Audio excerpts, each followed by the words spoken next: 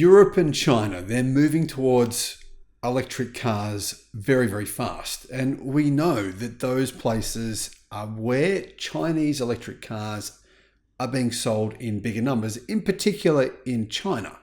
A lot of people are saying, you know what, countries that are not in those areas, they're not electrifying all that fast. So it's going to take decades before they actually start buying electric cars and taking EVs seriously. But actually, that's not really true. In fact, places like New Zealand have now hit more than 30% penetration for EVs. And then there's other people saying, well, what about, poorer countries, places like Thailand? Well, Thailand just hit a record 21% EV penetration, 21% in January of this year. And this gives you a real insight into what's happening to legacy automakers. You might be thinking, oh, Toyota's going to be fine. Toyota sell millions of cars to poorer countries, Southeast Asian countries, where there's a lot of people, Indonesia, Thailand, other poor countries. However, it's in these areas that Toyota may, in fact, lose market share even faster. This is the reason why. Hello, my friends. Welcome to the channel. It's great to see you. I'm Sam Evans. You're watching the Electric Viking. I just got sent this by a watcher of the channel. He often sends me updates on Thailand's car market. Neil, it's from him. He's very excited by the fact that in Thailand, more than 1 in 5 cars sold in January was fully electric. Interestingly, though, almost all of the EVs being sold in Thailand are Chinese electric cars. And even the EVs that in the future will be sold in Thailand and manufactured in Thailand are actually being made by Chinese car companies. Chinese companies are building numerous electric car factories in Thailand, and they want to manufacture cars in Thailand in right-hand drive to send to places like Australia, New Zealand, the UK, Japan, Malaysia as well, and of course to sell in Thailand, which is actually a pretty big car market. In 2020, so the year 2020, there was only 1,000 EVs sold for the entire year in Thailand. In 2021, that figure changed to 1,900. Not much of a difference, really. In 2022, there was a huge, drastic change, 9,700. So we've gone from 1,900 to the following year, 9,700. Well, in 2023, that figure increased to a staggering 76,000. That is the very literal definition of exponential growth, 76,000. However, whilst that was amazing growth, 66,585 deliveries, higher than 2022, growth of 684%, which is, not something we should kind of go, well, it's not that great, it's amazing. It's really not anywhere near as amazing as what we're now seeing. Because in January of this year, nearly 14,000 electric cars were sold. And that means that 21% of all cars sold in January this year in Thailand were fully electric.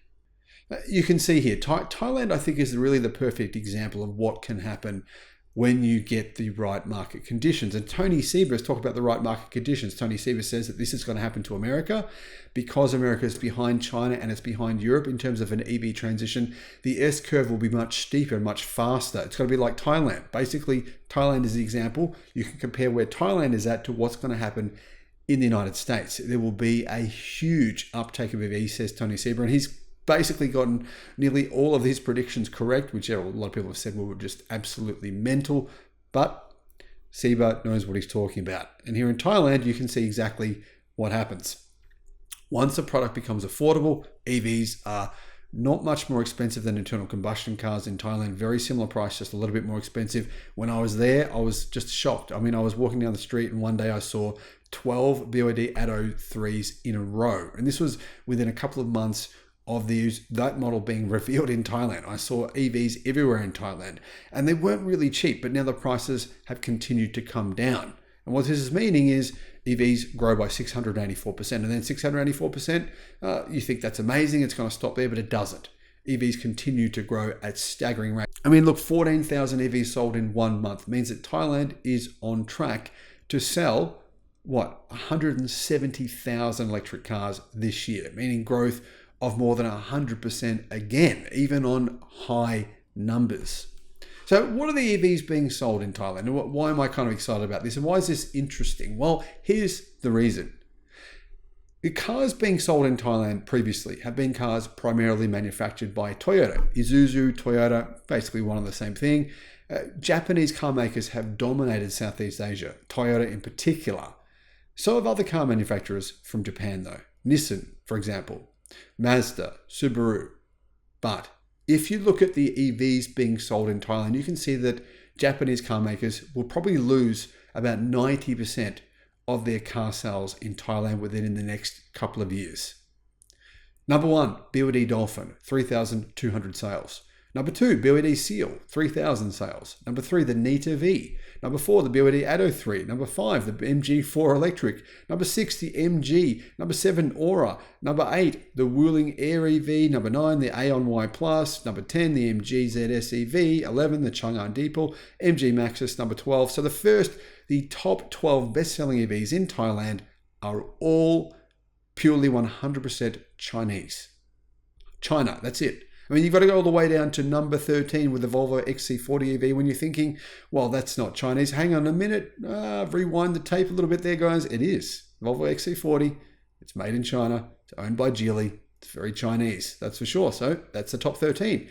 What about the number 14, BMW iX3? Well, BMW, that's German, right? Is it? No. Actually, the BMW iX3 is manufactured in China by a Chinese automotive company. Yeah, it's a 50-50 joint venture, meaning half of that company is owned by BMW in Germany, the other half is owned by a Chinese car company. So half of that BMW iX3 is fully Chinese. The other half, well, it's manufactured in China anyway.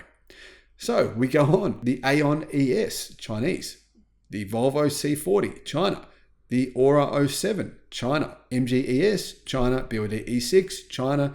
20, Chang'an Deepal L07, China. 21 is the Toyota BZ4X with only 66 sold. Pretty good numbers though. I mean, 66 for Toyota, less than 1% of all vehicles they sold in 2023 were fully electric. So that's a good result. Well, interestingly, that vehicle is basically made by Chinese car companies. It's a Chinese joint venture with Toyota, but obviously 50% of that joint venture is owned by China. As you can see, pretty much every car here is manufactured. Every EV is manufactured in China. And that even goes for the Porsche EVs here. There's only a couple of those sold, but there's a few Porsches. It even goes for the Teslas, the Mercedes. All of these vehicles are Chinese made in 50-50 joint partnerships or in 100% owned Chinese car companies. And the reality is though, if you look at the numbers, more than 90% of all EVs sold in Thailand were manufactured by completely Chinese, 100% owned Chinese car companies. BYD, Nita, Aeon, MG, Aura, Wuling, etc. This is what's going to happen through much of the world. We're going to find out, within the relatively short period of time, the same thing will apply to many countries, possibly to Europe. I'm not so sure about that, but it could potentially happen. Now, these poorer countries, the Philippines, other Southeast Asian countries, Malaysia, not really a poor country. Obviously, one of the wealthiest Southeast Asian countries, the same exact thing will happen there. And these are places where Japanese automakers in particular currently dominate, or at least they think they do. Thanks for watching. Bye-bye.